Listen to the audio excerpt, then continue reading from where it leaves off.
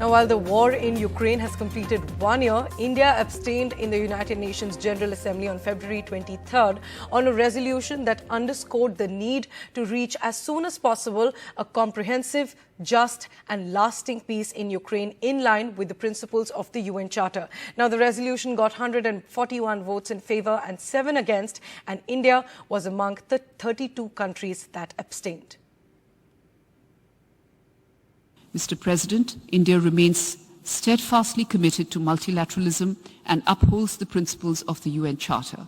We will always call for dialogue and diplomacy as the only viable way out.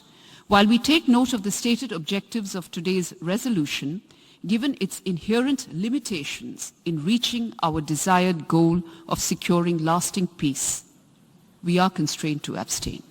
Thank you. My colleague Parmeshwar Bawa now joining us for more details on this. Parmeshwar, what is the explanation that India has given to abstain in this vote? It's also not the first time that India has abstained. Right, Priyanshi. India reiterated its position in the Russia-Ukraine war and actually said that dialogue and diplomacy are the only viable way out. Abstaining from the voting in the United Nations General Assembly, which actually approved a non-binding resolution that calls for Russia to end hostilities in Ukraine and withdraw its forces, our permanent representative to the UN actually quoted our Prime Minister advocating that no solution can ever arrive at the cost of human lives.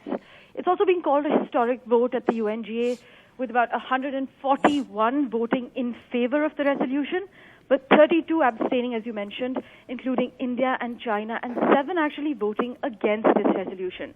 The Assembly demanded Moscow to withdraw from Kyiv immediately, with an appeal for the need to reach comprehensive, just and lasting peace in Ukraine. So the 193-member General Assembly actually adopted the draft resolution put forward by Ukraine as well as its supporters. But our permanent representative to the UN asserted that while India takes note of the stated objective of yesterday's resolution, given its inherent limitations in reaching our desired goal of securing a lasting peace, we are constrained to abstain. This is what Ruchira Kamboj said late on Thursday. Now, quoting Prime Minister Modi, she actually stressed at the UNGA that our Prime Minister's statement that this cannot be an era of wars bears reiteration. Escalation of hostilities and violence is in no one's interest.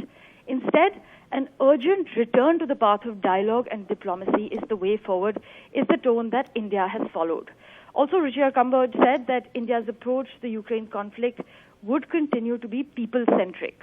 Also, one mustn't forget that just on Tuesday this week, the head of Ukrainian presidential office, Andrei Yermak, actually spoke about the UN resolution with India's national security advisor, because he said Ukraine is interested in the broadest possible support for the resolution, in particular from the countries of the global south.